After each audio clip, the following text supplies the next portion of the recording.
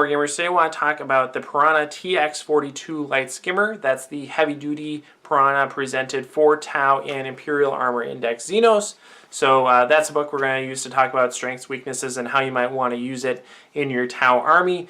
But of course, before we do that, I want to say thanks for watching. If you like this video, go ahead and hit the subscribe button. That way you don't miss any of my upcoming 8th edition videos. Alright, so like I said, the Piranha Tx-42 is a lot like the Piranha, but it's a little bit beefier, and that's pretty apparent in its stat line here. It has movement 16, weapon skill 6 up, ballistic skill 4 up, as we would expect, strength 5, toughness 6 with 7 wounds. Both of those characteristics, the strength and toughness, are 1 higher than the standard Piranha, so it is more durable. It has 2 attacks, leadership 6, and a 3-up save. So also a better save than the standard Piranha, so it's a lot more durable than the standard Piranha, but that comes out in its cost. Any type of the Tx-42 is going to be over 100 points, which is a lot for a skimmer that doesn't have as high of offensive capability as some other things that we would pay less for. So it's expensive but pretty durable. It comes equipped with 2 fusion blasters, but those can be switched out for 3 other different weapons, and each of them kind of have their own strengths and weaknesses, of course. One thing that it cannot do is take seeker missiles, which is unfortunate. I think this would actually be a really good seeker missile battery if we could put 2 seeker missiles on this, or ideally 4 seeker missiles. I think this would actually be a really good platform for seeker missiles, but we can't do that at all, so that's unfortunate. The 4 different options I have for weapons on this guy are the fusion blasters, as I mentioned. I think those are actually a fairly good choice for this skimmer if you were to bring one, because you're able to actually leverage that mobility. It has a fair amount of durability built into it, so it's probably going to have a fairly good shot of getting to where you want it to go. If there's other things to shoot at, of course. So the fusion blaster is pretty good. It allows you a way to get fusion blasters up close and personal with high priority targets that doesn't require deep strike. So if there's a problem with getting deep strike units in, let's say they have a ton of chaff or screening units, and you're not able to deep strike in, and you lose your homing beacon, or you just don't bring one, this can actually be a fairly good way of getting those fusion blasters into range without having to rely on deep strikers, which is good. I don't think that's going to happen very often. I think there's a better way to build a list around deep strikers than investing points in this, but if you were to do that, it's an option.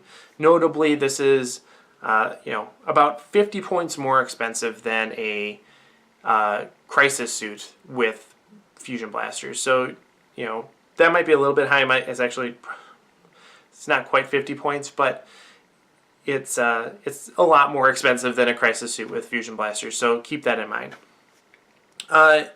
Additionally, you could switch those out for a missile pod. I really don't see any reason why you would want to do that. Basically, if you are going to take missile pods, you have the range, so the mobility and tactical advantages of putting them on a Piranha are void. There's no reason to put missile pods on a Piranha as opposed to putting missile pods on a crisis suit. So if you're going to go with missile pods, put them on a crisis suit, or take broadsides. Don't bother with this heavy-duty Piranha. It's not worth it. You can also switch those out for plasma rifles, but that's kind of somewhere in between these 2 options. You get you get 2 plasma rifles on a mobile platform, but again, I would rather put them on crisis suits, so I wouldn't really bother with that. And then finally, your 4th option is to take rail rifles, and I think this is the second most appealing option because it has pretty good range. Rail rifles have 30-inch range, but the rapid fire, so you do want to get close. And the Piranha Tx-42 is a lot more durable than Pathfinders, so you can get a fair number of shots off with these guys before they disappear.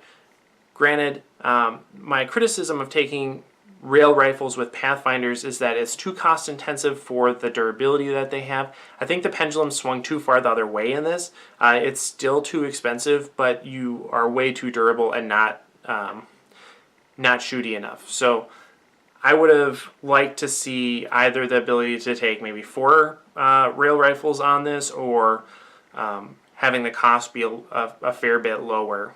But either way, I think this is too durable and not offensive enough, whereas the Pathfinders for the points are very offensive but not durable enough. So, again, I don't think the rail rifle is a great choice here. I would take it over plasma or missile pods, but I really do think fusion blasters are the best option on the TX-42.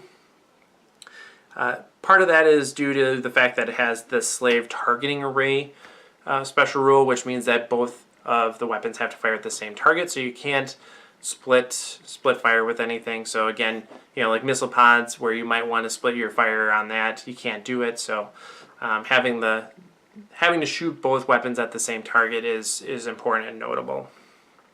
So overall, I think this can be a nice component of an army if you're using it to deny deep strikers.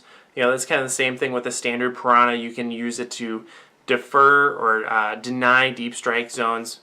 Put that guy out there. You're having actually a bigger than 18-inch diameter bubble because the Piranha itself is so wide, so that you actually can deny a fair amount of deep strikers. But also, because this guy has a higher durability, more wounds, better save, it's actually a pretty good brawler with other vehicles.